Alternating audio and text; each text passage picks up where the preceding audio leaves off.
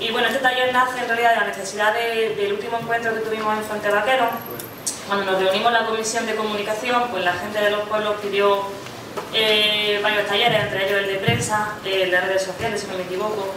Y bueno, como tenemos poco tiempo, es verdad que no va a dar lugar a dar todas las herramientas de prensa, pero la idea es hacer de este taller un documento para enviarlo a todos los círculos y también, por supuesto, estar a la disposición de todos los círculos que quieran que llevemos el taller allí, a su círculo.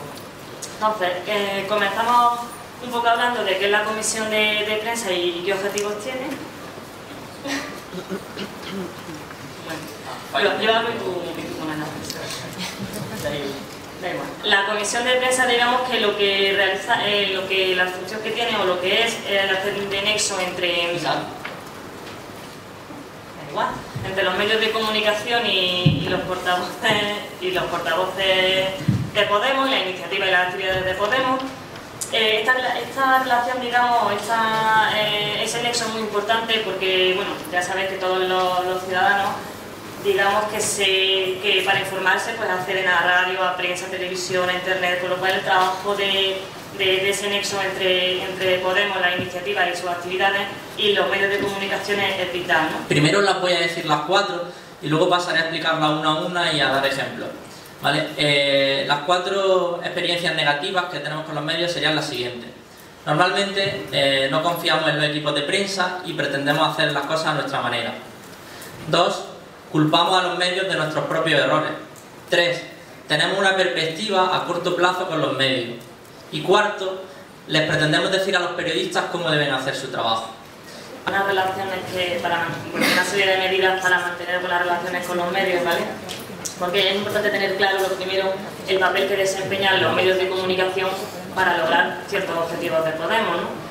En cierta medida, guste o no, la configuración de la imagen social de Podemos muchas veces depende de los medios de comunicación, porque es la única alternativa que tenemos en algunas ocasiones para llegar a la ciudadanía.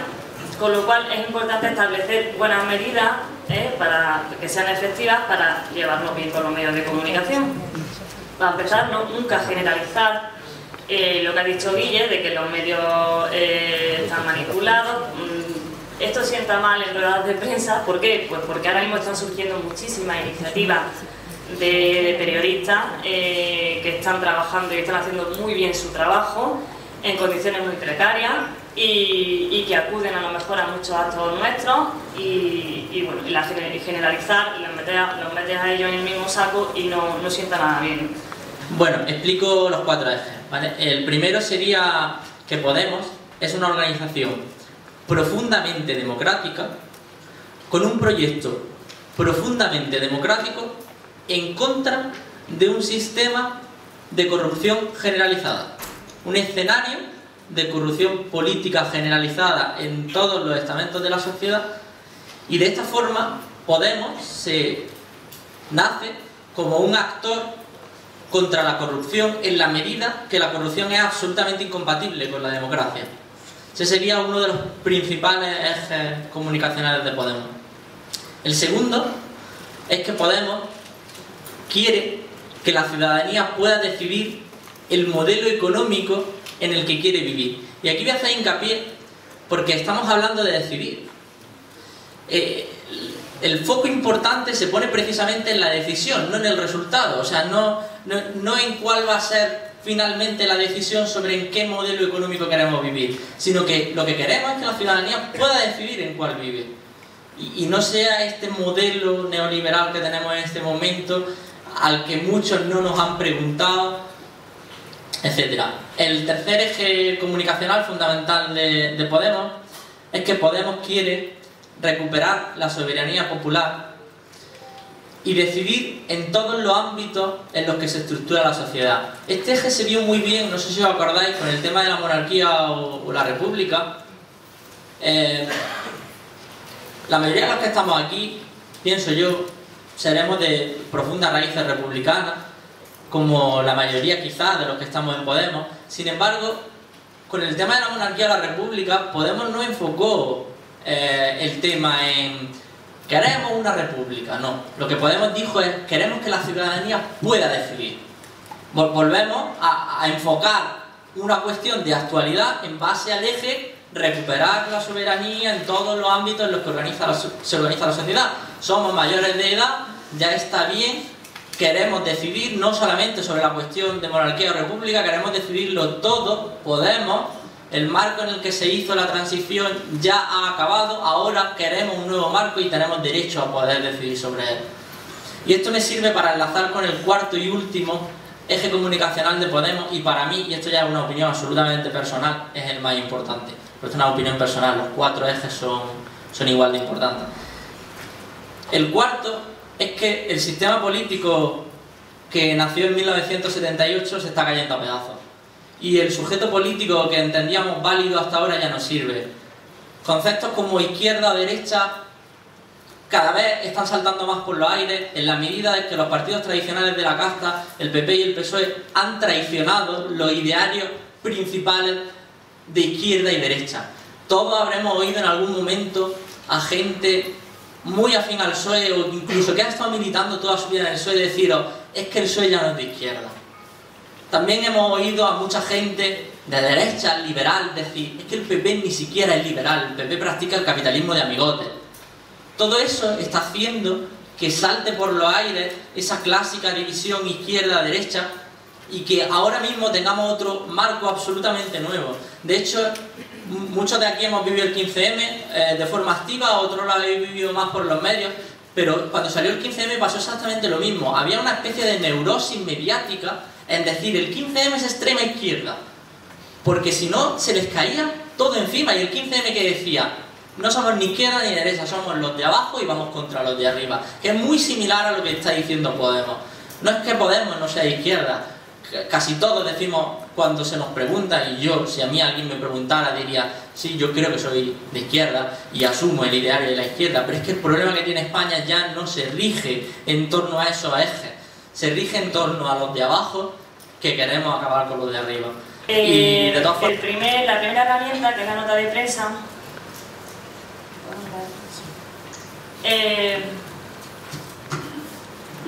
la nota de prensa tiene que tener una maquetación y una presentación buena para lograr una imagen profesional. Hay que destacar el logotipo y los datos de contacto del periodista encargado de hacer el enlace entre los medios y el portavoz de la actividad, ¿vale? Porque eso es fundamental para que el periodista, cuando llegue a la nota de prensa y vea el teléfono de contacto, pues a lo mejor no puede ir a la rueda de prensa, pero quiere más información o quiere más detalles antes de ir a la rueda de prensa por ciertos motivos, ¿vale? Siempre tiene que tener un teléfono de contacto. Sé que luego va a haber un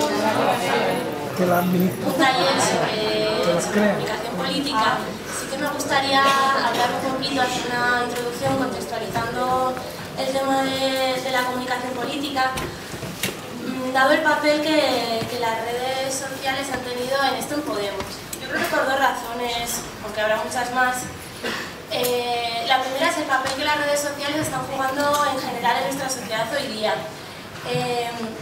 Yo creo que cuando hay un déficit de credibilidad en los medios de comunicación tradicionales, que es algo que nos está pasando ahora pero que ha pasado otras veces, los medios alternativos, como en este caso son las redes, se vuelven una fuente de información muy importante para el conjunto de la ciudadanía. Esto es algo que le está pasando con Twitter y con Facebook especialmente, pero que yo que sé, también Carolina Descansa, cuando habla de esto, pone de ejemplo Radio Pirenaica. Además de esto, en el caso de Podemos, las redes han tenido un papel muy diferente al que suelen tener los partidos políticos tradicionales.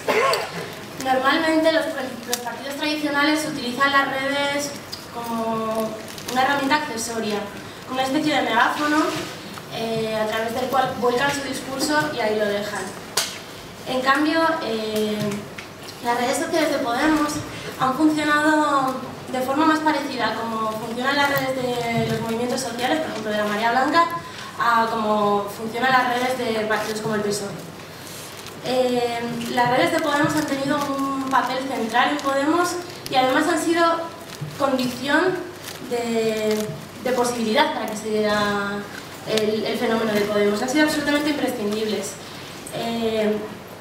han ido acompañando todo el proceso y además ha habido determinadas fases del proceso que habrían sido impensables sin el papel que las redes han jugado. Pues por poner un ejemplo, las primarias habrían sido irrealizables sin las redes sociales. A través de Facebook concretamente, pero también de Twitter, la gente pudo interactuar con los candidatos y candidatas, pudieron conocerles un poco y luego también las votaciones fueron a través de Internet. Y así conseguir que la ciudadanía se sienta ciudadana y se identifique con ella. Por eso utilizamos palabras como casta en contraposición a ciudadanía, o élite en contraposición a gente, o minoría, mayoría. Por eso utilizamos palabras como democracia, como soberanía, como decidir. Esto hace que nuestro discurso sea transversal. Hace que nuestro discurso sea desde el sentido común. Debemos pensar siempre y plantear siempre nuestro discurso desde el sentido común. Situarnos donde está la gente, donde está la mayoría.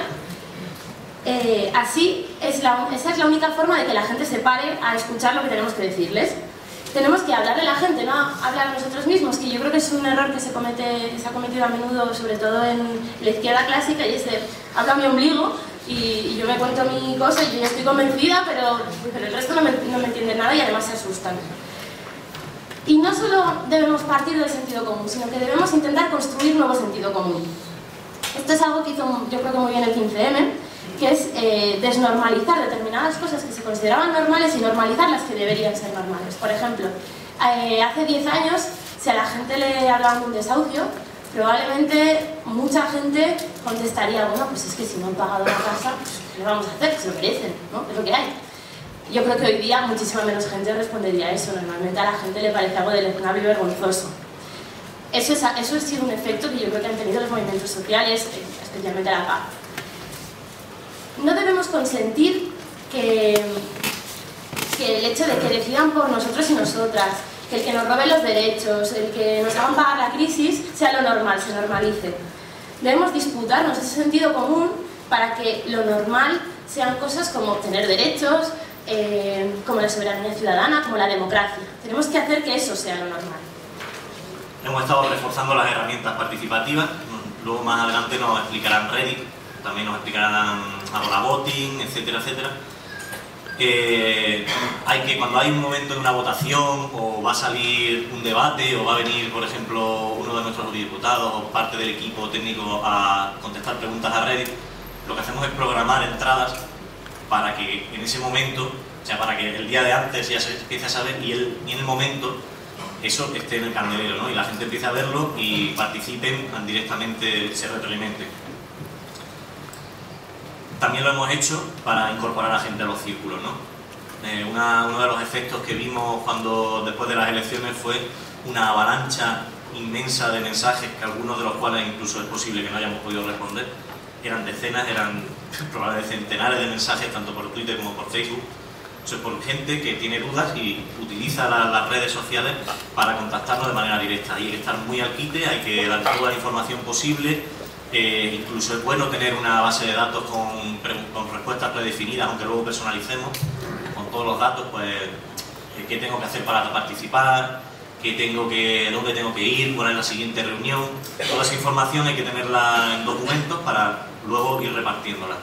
Sobre todo en Facebook, aunque yo creo que mirar las cuentas de Facebook de otras personas es una cosa más un poco personal, pero sí estar atentos a qué es lo que se habla sobre nuestras cuestiones locales. Eso es lo que llamamos la comunidad, ¿no? Vosotros tenéis ese amigo que está en Facebook todo el día y tiene una publicación cada 10 minutos. Nadie soporta eso. Nadie. O sea, si no lo soportas en tu amigo, en un partido o una compañía, mucho menos. Así que mínimo 1 hora, lo ideal 2 horas, cada 2 horas. Facebook tiene una posibilidad de programar las publicaciones. Es sencillísimo. Coges, escribes algo y no sé si se ve aquí, porque no sé, aquí ahora, sale aquí este relojito, tú le das aquí y yo puedo poner que eso salga el día y a la hora que a mí me dé la gana. Entonces es buena idea acumular el trabajo por la mañana, ver un poquito cuáles son las cosas que se están hablando ese día. Para eso Twitter es también muy útil, las dos redes se retroalimentan mucho. Ver qué se está hablando ese día, cuál es no sé, la polémica, cuál es la noticia, enmarcarla, como decimos, y publicarla todas a distintas horas, cambiando un poquito el tono. A veces nos ponemos reivindicativos, otras veces nos ponemos reflexivos, compartimos cosas de humor, compartimos música también. Por ejemplo, en la cuenta de Podemos a nivel estatal se comparten muchas canciones para despedir a la gente por la noche. Funciona también muy bien, ¿no? La gente, pues, es que nos parece que un partido tiene que ser una cosa muy seria y muy estirada, y somos gente, entonces dar esa imagen es importante. Claro, es que es muy importante representarte la audiencia que vas a tener. No es lo mismo un lunes por la mañana que un sábado por la noche o un domingo por la noche. Tienes que pensar cómo te encuentras tú en el momento en el que te conectas, dependiendo de la hora en la que te conectes. Pues igual un lunes por la mañana estás aburrido en el trabajo, no te importa leerte un artículo en un periódico, pero probablemente ese mismo lunes por la noche lo que te apetezca es escuchar una canción. Pues te damos las buenas noches con una canción. Eso sí, metemos siempre esa frase para entrarte un poco. Claro, no, la música con mensaje político, yo creo que a todos nos puede venir cosas a la cabeza, ¿no? Pues tenemos a Bob Dylan, tenemos los raperos es una cosa que la gente que somos ya de una generación por encima de los 30, pues no entendemos quizá mucho, ¿no? Pero engancha un montón con la gente joven. Estaba levantando Leticia antes ¿no? Sí, pero era simplemente para decir que nosotros hemos encontrado la respuesta haciendo un blog para el círculo, en el que hemos condensado toda la información seria, divulgativa, y recoger opiniones de la gente con temas concretos, ¿no? El Facebook es como para difundir, llegar y enlazar al Facebook al blog donde está todo.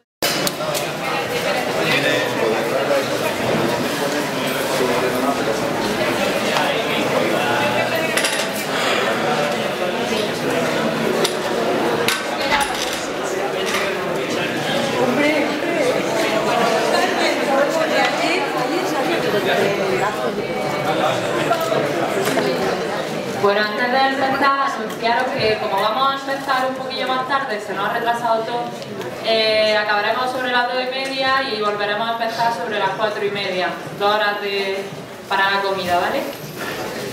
Bueno, ante todo agradecer a los compañeros de Madrid que han venido a dar el taller. Aquí tenemos a Sergio y 3 compañeros más que han venido. Bueno, Nahua también, que antes no lo dijimos. Y bueno, el taller va a ser sobre comunicación política y análisis del discurso. Como el nombre indica, es un taller teórico sobre la comunicación política, y los formadores son Sergio y Jesús. Sergio es antropólogo, ingeniero de telecomunicaciones, es experto en comunicación política y ha trabajado como asesor en comunicación política en distintos gobiernos latinoamericanos. Creo que es importante hacer ese contexto sociohistórico porque si no se entienden difícilmente algunas fórmulas que escogemos para comunicar, que son muy novedosas y en algunos casos son radicalmente antagónicas con las fórmulas clásicas que había traído en su mochila la izquierda clásica, ¿no? De ahí que empiece esta breve ponencia, como os digo, con un punto inicial de situación sobre este contexto, ¿no? En el que se da este éxito, insisto, de Podemos, ¿no? Para ello, creo que el elemento central de análisis que tenemos que poner encima de la mesa es el de una enorme crisis de las ideologías clásicas, especialmente de la izquierda tradicional, que se desarrolla durante las postrimerías del siglo XX, ¿no? En especial desde los años 70 en adelante, ¿no? Una función humana, o sea que en comunicación política estamos montándonos sobre una función humana que es la del lenguaje, ¿no? En la cual hay un emisor, un medio y un receptor, ¿no? Y que no sirven los mismos mensajes para todos los medios ni para todos los receptores. Si yo voy a hablar de subvenciones, pondré ejemplos de olivares en Jaén y pondré ejemplos de pesca en Cádiz. ¿Por qué? Pues porque lógicamente deseo que el auditorio que me escucha me pueda entender, y para que me pueda entender mejor, lo mejor que puedo hacer es sintonizar con ese auditorio, ¿no? Esto que os digo es un punto clave cuando uno hace trabajo de comunicación política, ¿no? Es el punto de la consonancia cognitiva, que se llama, ¿no? Y que básicamente lo que dice es esto que os pongo como el ejemplo, que tú, para intentar convencer a alguien de algo, lo primero que tienes que hacer es sintonizarte con esa persona. Sintonizarte con esa persona no significa forzar una sintonía que no exista, Significa hablar montándose sobre claves que él comparta y entienda, ¿no? Esto se hace algunas veces para manipular y otras veces para tener éxito en la difusión de un mensaje que es veraz, ¿no? Os pongo un ejemplo, por ejemplo, de cómo se utiliza para manipular. Y es un clásico neoliberal, ¿no? Todos y todas tenemos algún familiar o algún amigo que tiene a un familiar o tiene un amigo funcionario. Y en este país hay como, no sé, varios millones de funcionarios o de empleados públicos, ¿no?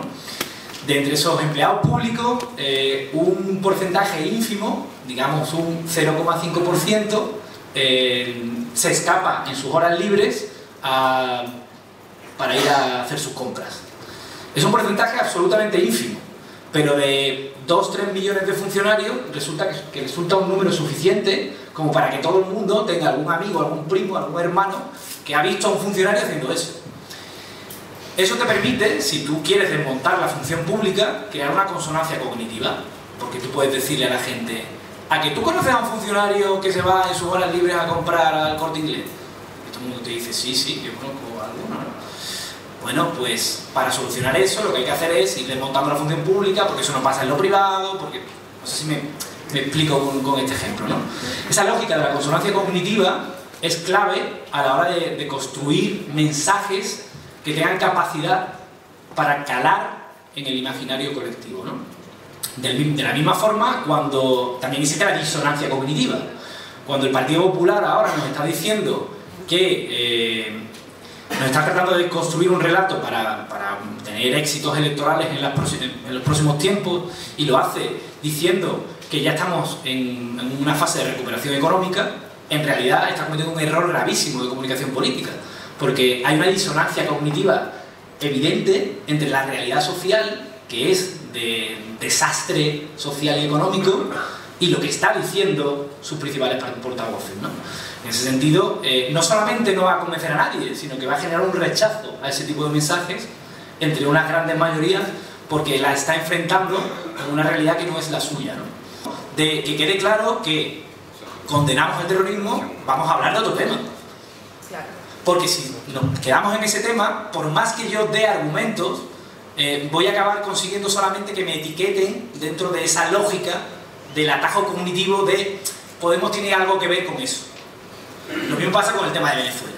Si te preguntan sobre Venezuela y tú te pones a explicar las grandes virtudes que tiene el sistema político, el sistema social venezolano, con sus contradicciones, y que es un tema realmente complejo y sobre el cual habría que debatir mucho, pues muy bien, has dado un montón de argumentos, pero lo que has conseguido es que la gente te identifique con Venezuela. Y se ha creado un atajo cognitivo que es Podemos igual a Venezuela. En ese mismo sentido, hay muchos puntos en los cuales se generan alertas que cuando uno hace política en clave de masas y no en clave de salón en el que podemos tener tiempo para debatir, tenemos que estar alertas, ¿no? De ahí que haya que evitar, digamos, discursos que nos asocian a una lógica de la radicalidad de una forma automática y creando esos atajos cognitivos. Porque yo puedo ser muy radical en mis posiciones políticas, pero para explicarte las razones que tengo para tener esas posiciones radicales en mis posiciones políticas tengo que tener tiempo.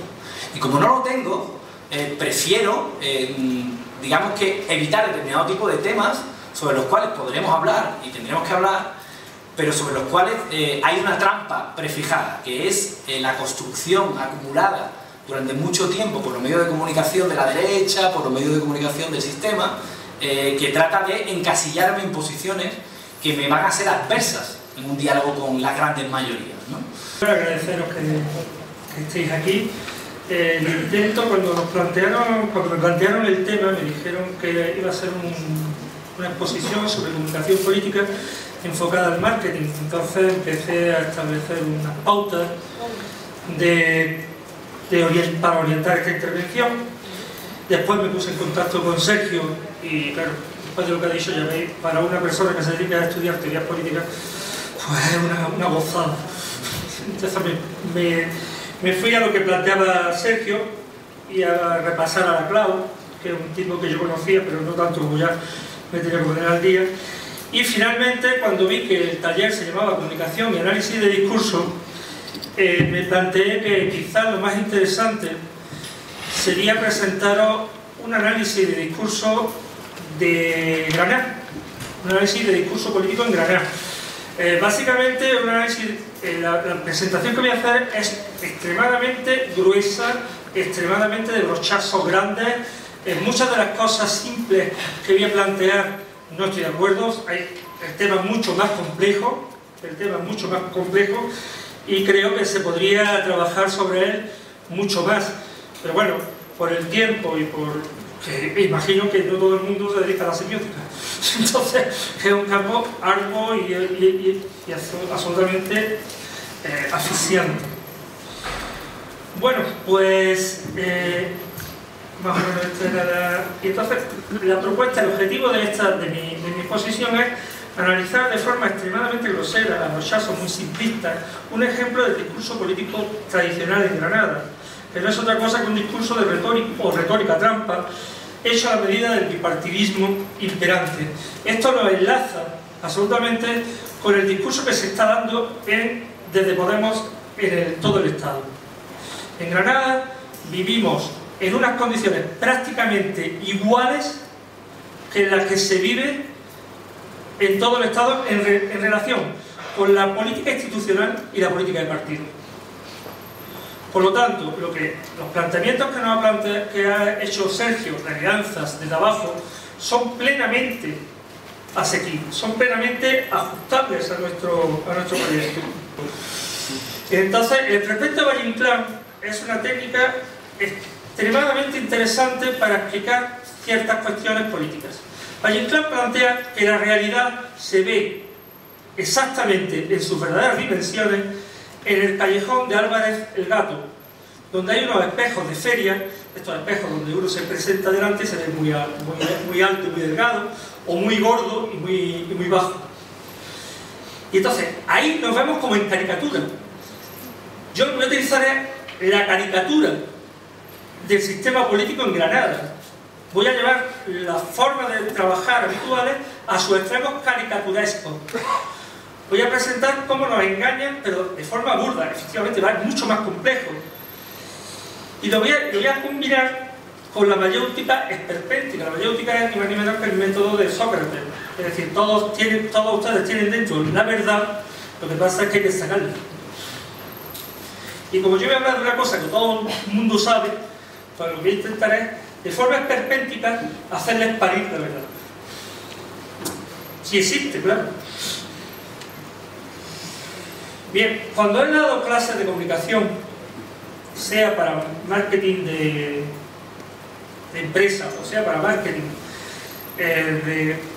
político, suelo utilizar, y esto es una cuestión, los que me conocen saben que es una cuestión freudiana, suelo utilizar el cuento del rey desnudo.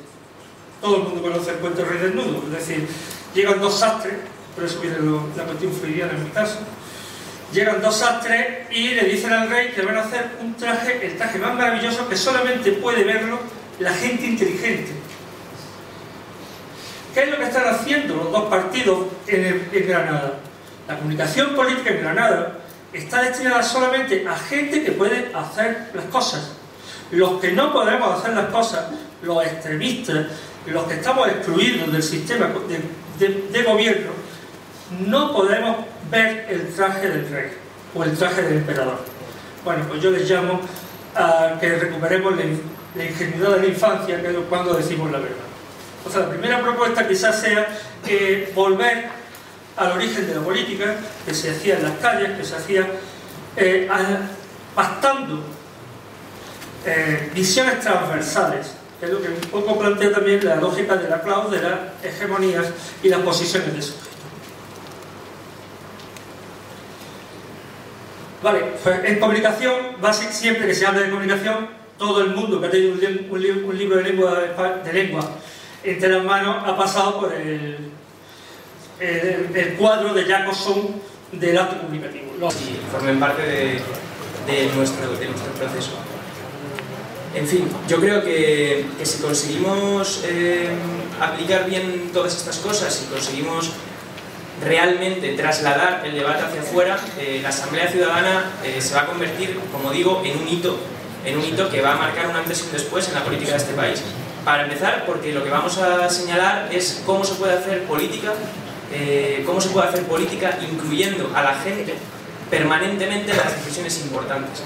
Esto tiene que ser la bandera con la que vayamos por delante, porque ya hay muchos partidos que miran hacia adentro. Nosotros siempre vamos a dar la oportunidad a la gente de participar.